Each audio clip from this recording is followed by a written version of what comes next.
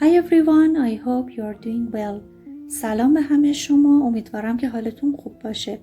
قرار است امروز با سایت lingua.com کار کنیم که برای آموزش زبان هست. در قسمت زبان انگلیسی کار میکنیم و قرار است که با استفاده از صفت قید بسازیم که میدونید معمولاً به آخر صفت الوایی اضافه میشه و قید ساخته میشه. با من زهرا توسلی همراه باشید. Forming adverbs from adjectives. ساختن قید از صفت. Adverbs describe a verb and adjectives describe a noun. قیدها فعل رو توصیف میکنن و صفتها اسم رو توصیف میکنن. Many adjectives turn into an adverb by adding ly. بسیاری از صفتها با استفاده از اضافه کردن ly به قید تبدیل میشن. However, there are some adjective adverb pairs that are not this way. با این وجود یک سری جفت‌های صفتی قیدی داریم که از این قانون پیروی نمی‌کنن. Such as good and well. Here's an example of an adjective adverb pair. در ادامه مثالی داریم از جفت صفتی قیدی.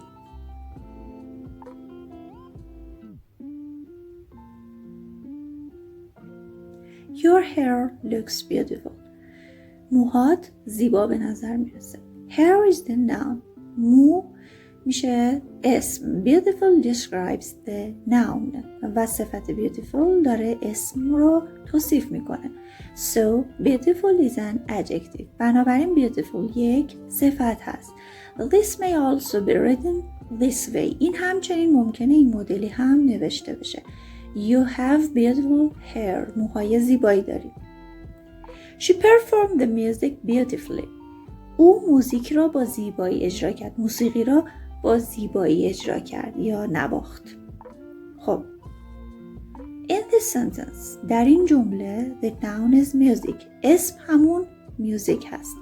At first you may think that beautifully describes the music. ممکنه در ابتدا فکر کنید که beautifully داره میوزیک رو توصیف میکنه. یعنی اشتباه فکر کنید داره اسم رو توصیف میکنه. اما it actually describes the action.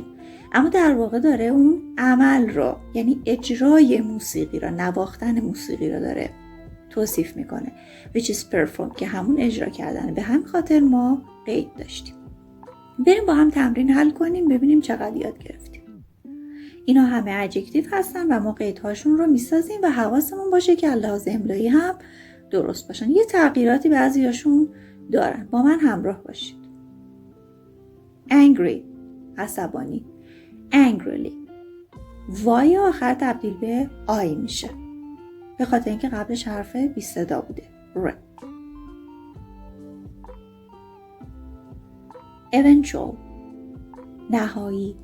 eventually خودش ال داره، یه الوایی هم اضافه میشه به هم خاطر در انتهاش ما 2 تا ال میبینیم. loud با صدای بلند. loudly usual معمول.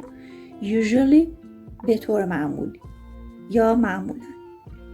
correct صحیح درست. correctly probable احتمالی.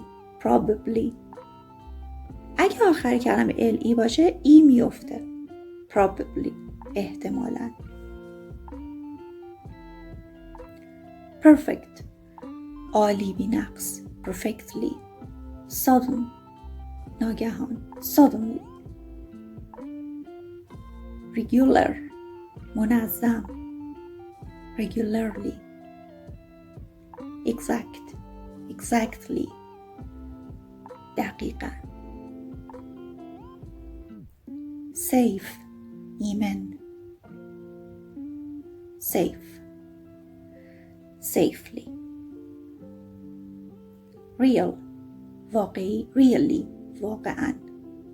horrible وحشتناک ترسناک. horribly ال آخرش هست ای میفته. direct directly. enthusiastically اگر آخر کلمه ایک باشه برای تبدیل شدن به قید میشه ایکالی. 2 تا ال داره و خوندنش هم ایکلی خونده میشه. enthusiastically. nice خوب nicely. clear واضح clearly. true truly. درست true حقیقتاً. truly حقیقتاً. true درست.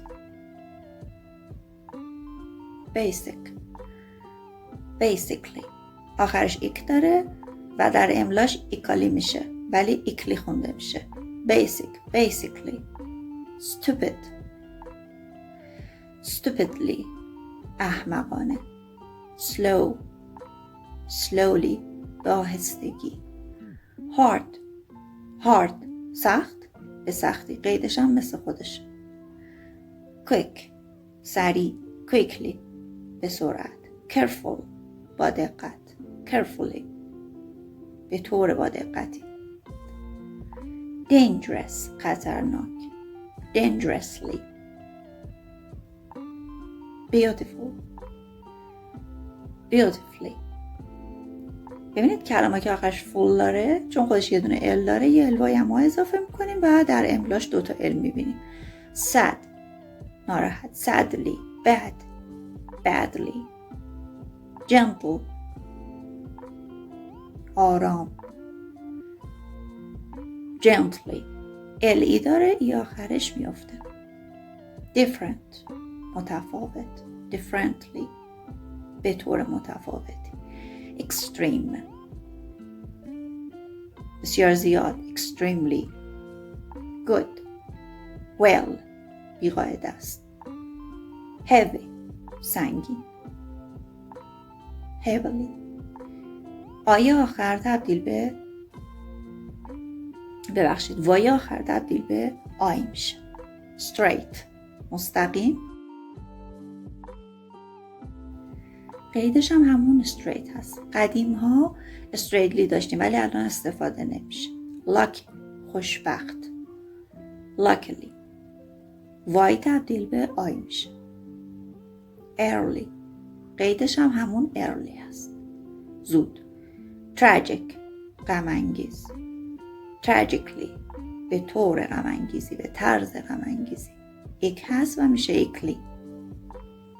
electronic electronic electronically.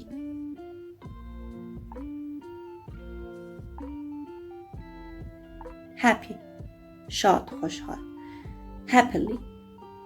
وای تبدیل به آی میشه چون قبلش پی حرف پی داریم در واقع صدای پ. calm calmly به آرامی. simple ساده آسان simply. ال ای میافته. fast fast بی‌قاعده است. terrible وحشتناک خیلی بد terribly. ای میافته. excellent عالی بسیار خوب excellently به طور ممتازی به طور عالی. late دیر قیدش هم مثل خودش هست late. quiet آرام بی صدا یا کم صدا quietly. خب ببینیم که نمرمون چند شد. این سایت خوبیش اینه که به ما بازخورد میده. check answers. مشخص است که پاسخهامون درست بودن و اگر هم اشتباه بود میتونستیم اشتباهاتمون رو اصلاح کنیم. از این جهت سایت lingo.com وبسایت خیلی جالبی هست.